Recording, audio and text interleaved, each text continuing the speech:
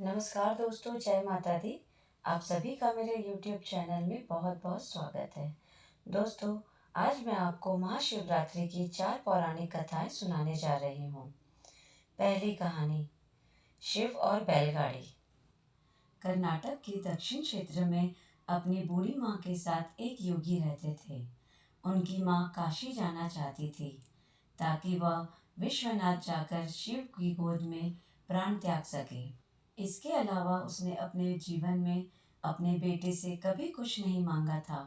उसने कहा, मुझे काशी ले चलो, मैं बूढ़ी हो रही हूँ, मैं वहीं जाके मरना चाहती हूँ। योगी ने अपनी बूढ़ी माँ के साथ दक्षिण कर्नाटक के जंगलों से होते हुए काशी के लिए एक लंबी यात्रा शुरू की।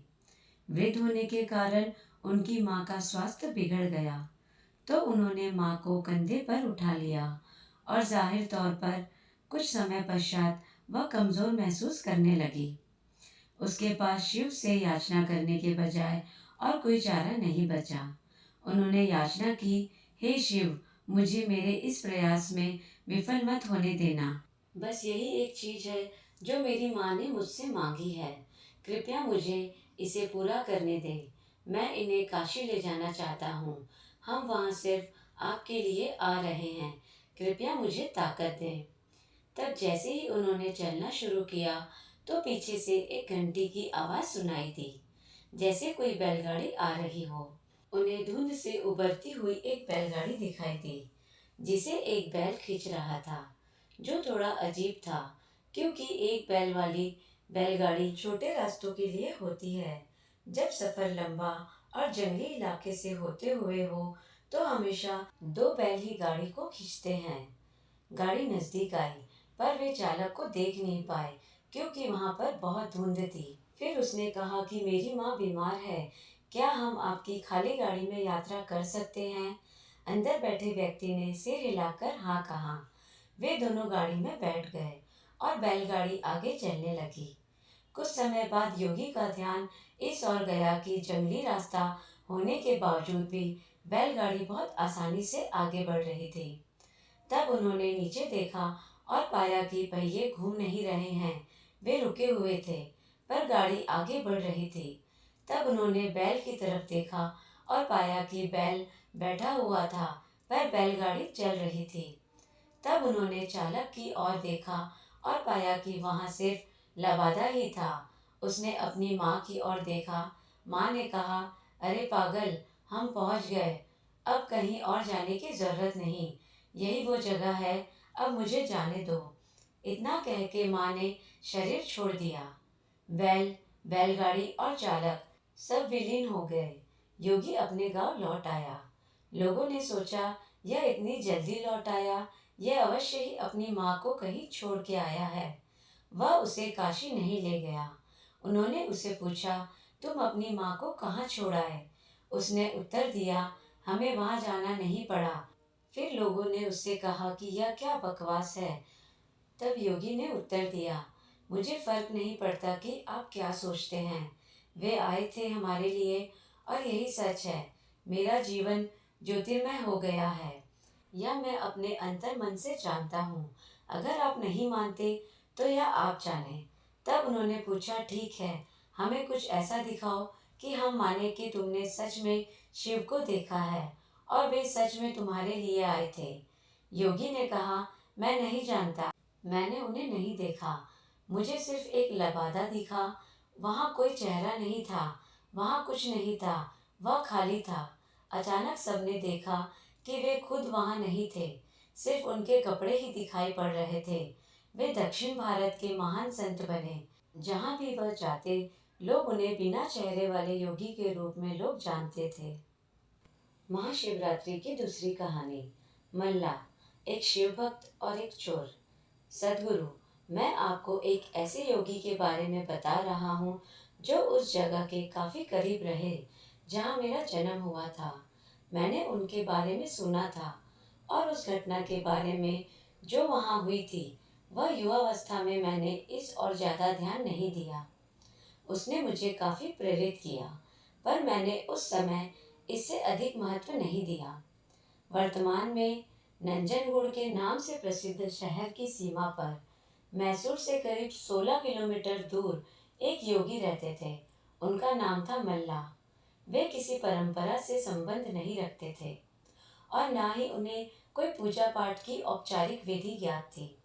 परंतु बचपन से ही जब भी वे अपनी आंखें बंद करते तो उन्हें शिव की तस्वीर दिखाई देती। शायद योगी शब्द उनके लिए काफी नहीं है। उनके जैसे लाखों हैं, वे शिव के कैदी हैं। मल्ला शिव के सिवा और किसी को नहीं जानता था। उसने कोई विशेष कौशल भी अर्जित नहीं किया था और वह जंगली इंसान बन गया था। यह तो उसे कभी विचार ही नहीं आया कि किसी को भी रोक कर उससे अपनी जरूरत के लिए कुछ भी छीन लेना गलत भी हो सकता है। तो वह ऐसा ही करता था और एक डाकू के रूप में प्रसिद्ध हो गया था। वह जंगल के उस रास्ते का नियमित डाकू बन गया जिसे लोग सामान्य तौर पर इस्तेमाल करते थे। वह रास्ता जहाँ वह राहगीरों से पैसे वसूलता था, उस जगह का नाम पड़ा कल्याण मुलाई, जिसका मतलब है चोर का कोना। शुरू में लोगों ने उसे धिक्कारा, पर साल के अंत में लोगों से इकट्ठा किए हुए एक एक पैसे को वह महाशिवरात्रि मनाने में खर्च कर देता था। वह एक बड़ा भोज आयोजित करता था। कुछ सालों बाद लोगों ने उसे एक महान योगी के रूप में पहचाना और स्वेच्छा से योगदान करने लगे, और जो ऐसा ना करते उन्हें योगदान देने के लिए प्रोत्साहित करने का भी उसे कोई पछतावा नहीं था। कुछ सालों बाद दो योगी जो आपस में भाई थे इस रास्ते से गुजर रहे थे। उन्होंने इस आदमी को देखा जो डाकू तो था पर एक महान योगी भी था। उन्होंने कहा, तुम्हारा भक्ति भाव अद्भुत है, पर तुम्हारे तौर तरीकों से लोगों को कष्ट होता है।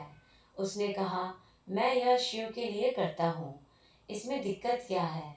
उन्होंने समझाया, अपने साथ अलग से ले गए और कुछ पद्धतियों से गुजारा और उस स्थान का नाम कल्याण मुलाई से बदलकर मल्लान मुलाई रख दिया। आज भी यह स्थान मल्लान मुलाई के नाम से जाना जाता है और जो महाशिवरात्रि वो मनाते थे वो आज एक विशाल संस्थान के रूप में विकसित हो गया है। डकैती छोड़ के इन योगियों के साथ बैठने के करीब 1.5 साल बाद ही उन्होंने महासमाधि प्राप्त कर ली। मल्ला को इस प्रकार मुक्त कराने के बाद दोनों योगियों ने भी उसी दिन अपने शरीर छोड़ दिया। कबिनी नदी के किनारे इन लोगों के लिए एक खूबसूरत तीर्थ स्थल निर्मित है जिसे आज भी मल्लान मुलाई के नाम से जाना जाता है। महाशिवरात्रि की तीसरी कहानी, कैसे बने कुबेर शिव के महानतम भक्त। कहानी कुछ इस तरह है कि रावण ने कुबेर को लंका से निकाल दिया और कुबेर को मुख्य भूमि की ओर पलायन करना पड़ा। अपना राज्य और प्रजा को खोने की निराशा में उसने शिव की पूजा करना शुरू की और एक शिव भक्त बन गया। शिव जी ने दया भाव दिखाते हुए उसे एक अन्य राज्य और संसार का सारा धन दे दिया। इस तरह कुबेर संसार का सबसे अमीर व्यक्ति बन गया। धन मतलब कुबेर।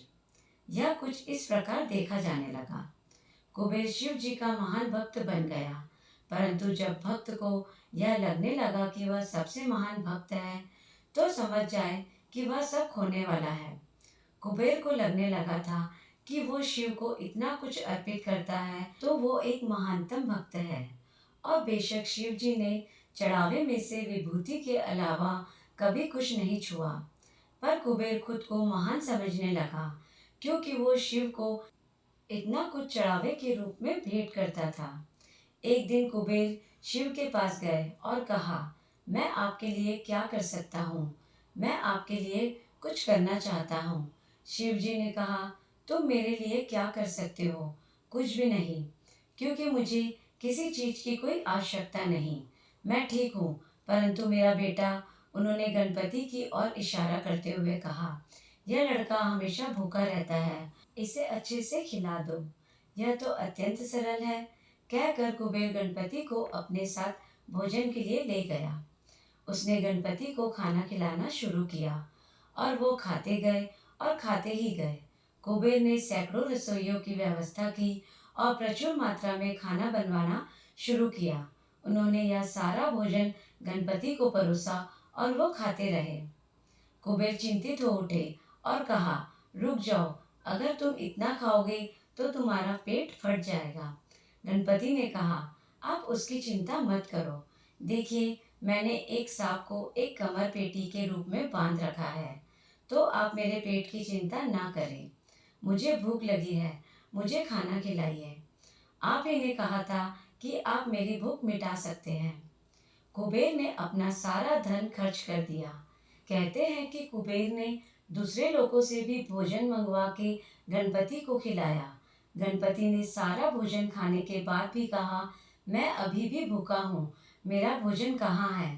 तब कुबेर को अपने विचार के छोटेपन का एहसास हुआ और उसने शिव के सामने झुकते हुए कहा, मैं समझ गया, मेरा धन आपके सामने एक तिनके के समान भी नहीं है। जो आपने मुझे दिया उसी का कुछ अंश आपको वापस देकर मैंने खुद को एक महान भक्त समझने की गलती की। और इस क्षण के बाद उसके जीवन ने एक अलग ही दिशा ले ली। महाशिवरात्रि की चौथी कहानी। अर्धनारी रूप में शिव और भृगु महर्षि। जब शिव योग का संचारण और सृष्टि की संरचना की व्याख्या सप्त ऋषियों से कर रहे थे, तब एक सुंदर घटना घटित हुई। सप्त ऋषियों में से एक ऋषि, जो बाद में भृगु महर्षि के नाम से जाने गए, शिव के एक उत्साही भक्त थे। पर पहले योग प्रोग्राम में जो क्रांति सरोवर के किनारे हो रहा था, जिसे कृपा की झील के नाम से जाना जाता है, पार्वती भी मौजूद थी। भृगु हमेशा की तरह सुबह जल्दी आए और वे शिव की प्रदक्षिणा करना चाहते थे। पार्वती शिव के करीब बैठी थी, परंतु भृगु ने दोनों के बीच से होते हुए शिव की परिक्रमा पूरी की, क्योंकि वो सिर्फ भगवान शिव की प्रदक्षिणा करना चाहते थे, माता पार्वती की नहीं। भगवान शिव इससे खुश हुए, परंतु माता पार्वती नहीं। उन्हें यह पसंद नहीं आया। उन्होंने शिव जी की ओर देखा। शिव जी ने कहा, थोड़ा और करीब हो जाओ, वो परिक्रमा करेगा। पार्वती और करीब आ गई। भृगु ने देखा कि उसके निकलने के लिए पर्याप्त जगह नहीं है, तो उसने एक चूहे का रूप धारण किया और पार्वती को बाहर रखते हुए अकेले शिव जी की ही परिक्रमा पूरी की। माता पार्वती क्रोधित हो गई, तो शिव जी ने उन्हें अपनी जगह पर बैठा लिया। तब भृगु ने एक छोटे पक्षी का रूप धारण करके शिव जी की ही परिक्रमा पूरी की। अब पार्वती माता अत्यंत क्रोधित हो चुकी थी। शिव जी ने माता पार्वती को खींचकर खुद में मिला लिया और उन्हें खुद का हिस्सा बना लिया, जिससे उनका आधा हिस्सा शिव बन गया और आधा हिस्सा पार्वती। वे अर्धनारीश्वर बन गए। भृगु ने यह देखा और खुद को एक मधुमक्खी के रूप में बना लिया और उनकी दाहिनी टांग का चक्कर लगा दिया। भृगु का बचकाना भक्ति भाव देखकर शिव जी खुश तो हुए, पर साथ ही वे नहीं चाहते थे कि भृगु अपनी भक्ति में इतना खो जाए कि वह प्रकृति के परम स्वभाव को ही समझ ना पाए। तो वे सिद्धासन में बैठ गए। अब भृगु के पास कोई रास्ता नहीं बचा कि वो सिर्फ शिव जी या उनके शरीर के किसी हिस्से का चक्कर लगा सके। अगर उन्हें अब परिक्रमा करनी थी, तो दोनों सिद्धांतों और पौरुष दोनों की ही करनी पड़ेगी। यह कहानी हमें संप्रेषित करती है कि जब हम योग की बात करते हैं, तो हम सभी आयामों के समावेश की बात करते हैं। यह कोई व्यायाम या प्रक्रिया नहीं है जिससे आप सेहतमंद होते हैं। यह मानव जाति के परम कल्याण के बारे में है, जिसमें जीवन का कोई भी पहलू बाहर नहीं रखा जा सकता। यह ऐसे आयाम को छूने के बारे में है जो सारे आयामों से परे है। यह एक ऐसे तंत्र के बारे में है जिससे आप अपने पहले से मौजूद तंत्र, जैसे शरीर, मन, भावनाएं और ऊर्जा को परमात्मा तक जाने वाली सीढ़ी के रूप में इस्तेमाल कर सके। दोस्तों, तो यह थी महाशिवरात्रि की 4 कहानियाँ। अगर आपको यह अच्छी लगी हो तो प्लीज़ आप मेरे इस वीडियो को लाइक करें और मेरे चैनल को सब्सक्राइब करें। जय माता दी दोस्तों।